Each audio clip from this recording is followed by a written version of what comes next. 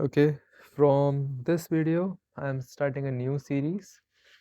In this series, we are going to create a chess engine, okay, in C++. So in this video, I'm going to cover the basics of a chess engine, you know, how a chess engine works. And in the following videos, we would create a chess engine. So rules and technicalities in chess. So before creating, before following this series, you should know what is chess, how pieces move, special moves or rules like en passant, promotion, castle, 50 move rule, results in chess like checkmate, stalemate, draw, and FEN and PNG. These are very important and these are very technical terms. So you should know all of this. So how a chess engine works.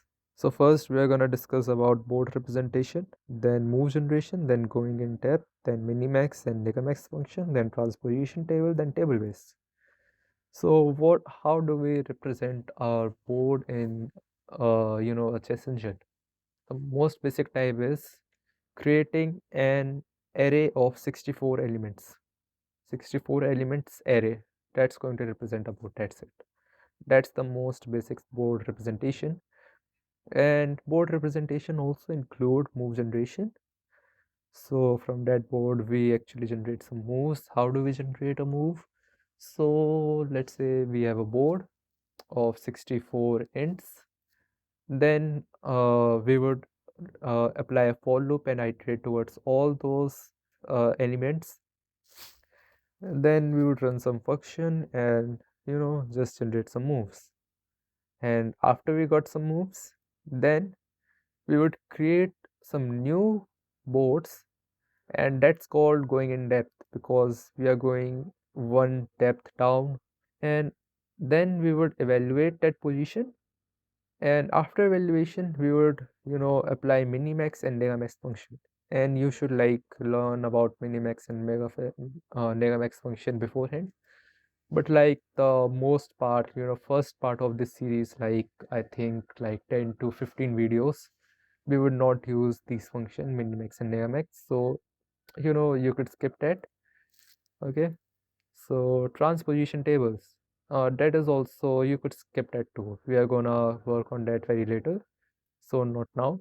So what is a table base? So table base is basically, let's say you have a chessboard, and let's assume there are 7 pieces, 7 or less than 7 pieces in any order, any coordination. If you have like 7 pieces, how many are these? 1, 2, 3, 4, 5, 6, 7. So this position is already solved. We do not need to evaluate it. We already know what the best move is. Which move will result in which result. Is it going to be a draw, a win for white, or win for black? We already know that. How do we know that? It's a table base. It's basically a database where we have collected this data. That's all.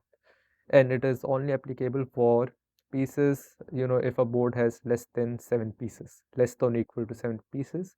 If we have like 8 pieces on a board or 9 pieces, we could not apply the table base. Okay, so that's about table base. Now what else?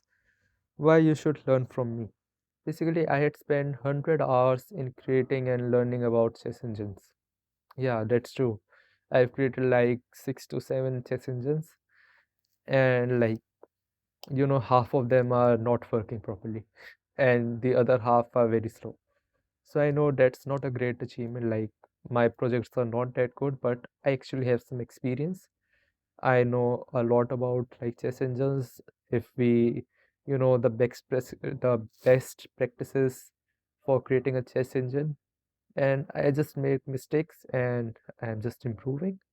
So I think I could teach you how to make a chess engine. I actually have a creative idea of how we could represent a board in such a way that our evaluation, our machine learning, our move generation would be very, very, very fast. Okay. And creating a professional project. You would also learn how we create a professional C++ project. So, you could learn a lot from me. Okay. And basic requirements for this project. If you want to create this project, the basics you need is you should be familiar with C++ programming language, okay? And I write basics, but you should need above basics, like you should know about like the concept of, let me just write it. You should know classes, pointers,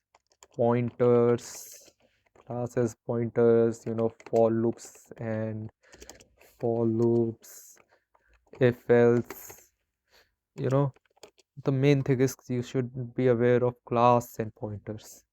And also it would be like very beneficial if you know about the data type vector, because we are going to use it a lot.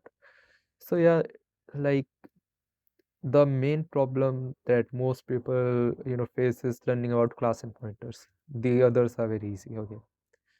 So you should know these things. Only then you could like understand what I'm doing in this project. Otherwise you won't. Okay.